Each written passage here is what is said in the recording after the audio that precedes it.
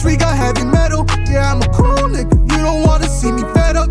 Yeah, I just pull up in a rental. Bitch, you was never there, so why you getting... My name's LJ. I'm an artist. I'm an audio engineer, producer, I'm a music man. I run the Cave Recording Studios and Cave Music Group, the record label. For me, having a love for music and turning it into a business and being successful at it, it's a real big blessing.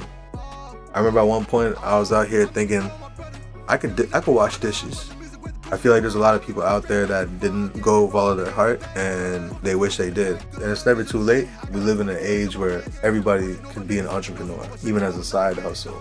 It's beautiful, you know, like it's like I'm happy. We work with people all around the world, but I work out anywhere. I'll record out of a hotel room. Ain't no place you could've ran my gunfire automatic. Shit go through your fabric, now your whole squad in a panic. Yeah. Right arm got a rolling, now my left arm need a paddock. Nice. Out of luck, had to make it to the top of my own with a ladder. Codeine in my body, there's a whole lot of things. So when we first started the Cave, it was my personal studio. Me and my brother, Giorgio and I, like we basically build everything together at this point. He has such a crazy library of music. He has like hundreds and hundreds of super fire records. I was 12 years old when I started making music, playing with a tape recorder, messing around, you know, beatboxing. Built like a little recording studio out of my parents' house. Discovered auto-tune. I was charging like $5 an hour. But I just did it to get my foot in the door. Collabing with people, mixing for people, reaching out to people, be like, let me mix your music while making my own music.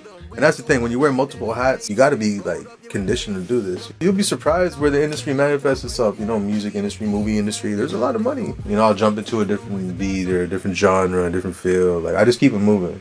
Diamonds they wet, boys to forget, shorty she get low, run up a check, and so I made my own door, all this money on the floor, and about to blow some more, do it for when a nigga was poor, now I dropped the bag, I caught those store, all these things but they giving me backaches, got nigga YV, that's the record label, that's the brand. Young veterans, you learn so much at such a young age, you almost feel like a young vet. We do it for the kids. Like we always say YV's for the kids, Cave is for the kids, you know, because that's really what matters at the end of the day. It feels good because like I know like, okay, we're able to sustain ourselves, yeah, and push the business forward and push the brand forward and the label forward, but like also like we really were able to capture how vibrant this community can be. Kids are coming here, they're like the man in high school now because they make music. You show them that there's other ways of life than, you know, what their role models in the hood are saying. You know, one day we're gonna fade out, but our legacy will remain. You know what I mean? We're changing people's lives, I feel. They wanna give me no chance. I ain't trying to throw me these bands, but it's all good. Niggas try to ride the way. You don't want to do your own thing. I wish you would. At the time, Cave was a Canadian-only label. I was gonna make it only Canadian, so then we could show the world what Canadians got to prove. That's why we have like a leaf on the logo, because I wanted to always represent. But then I moved to West Africa for a couple years. I was making music out over there. Moved to Moscow for a couple years. Again, same thing, you know. And when I moved, I left everything. Everybody, all my friends, everybody, the whole city, everything. Really had this like romanticized idea of it. My father working with the Canadian embassy, like we're always connected to Canada, you know what I mean? And like I could have built a studio anywhere in the world, but I wanted to build something for the city.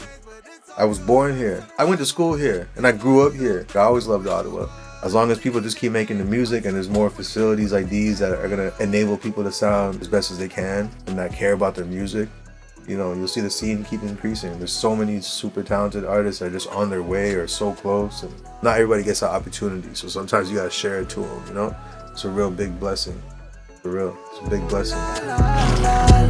Nova.